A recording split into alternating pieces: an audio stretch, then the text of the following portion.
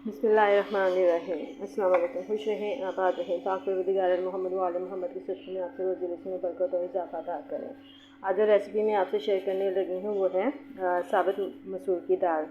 साबित मलका मसूर की दाल बनाने के लिए यहाँ पर मैंने दाल को तकरीबन आधा किलो दाल दी है और उसको अच्छे तरीके से धोकर ये पानी डाल दिया है। अब इसमें मैं जो मसाला जात शामिल कर रही हूँ, सूरख मिर्च अपने ज़रूरत के मुताबिक जितना आपको पसंद है, नमक और हल्दी पाउडर, ये तमाम चीज़ें मैंने शामिल करके इसको अब पकने के लिए रख दूँगी और इसको हम अच्छे तरीके से पकाएंगे।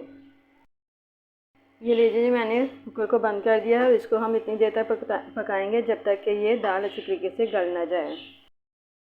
गाइस, हमारी ये दाल जो है बिल्कुल रेडी हो चुकी है। ये देखिए माशाल्लाह से गल चुकी है और इतनी हमने थिक रखनी है, हम ज़्यादा पतली नहीं रखेंगे। अब इसका हम तड़का लगाएंगे।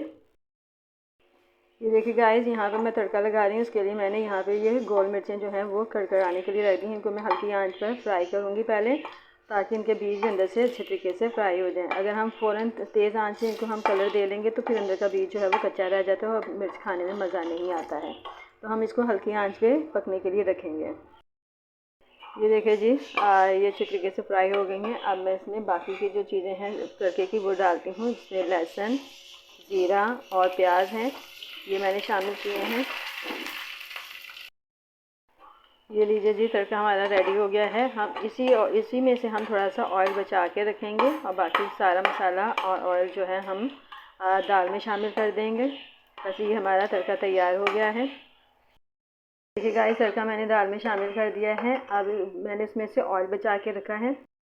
मैंने थोड़ा सा ऑयल बचा लिया है। इसी ऑयल में अब मैंने टमाटर काट के रखे हुए हैं।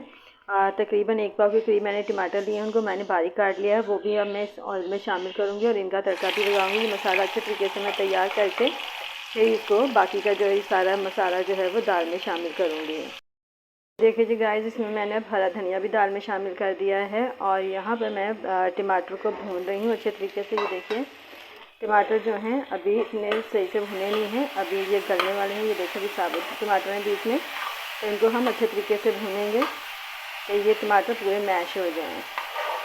देखें, दाल में हम जब तक टमाटर को शामिल नहीं करते, दाल के खाने में मज़ा ही नहीं आता है।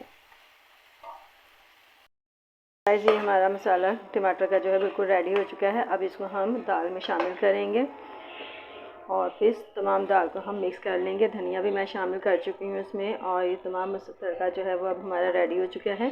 तो यकीनन आपको हमारी आज की ये वीडियो पसंद आई होगी कि किस तरीके से हम दाल बनाई जाती है। दाल बनाने के भी बहुत से तरीके हैं, तो मैंने ये आपको सिंपल सा ये तरीका दिखा दिया है। तो अब मुझे इजाज़त दीजिए, आइंदा आने वाली वीडियो तक के लिए। खुदा हाफ़िज़।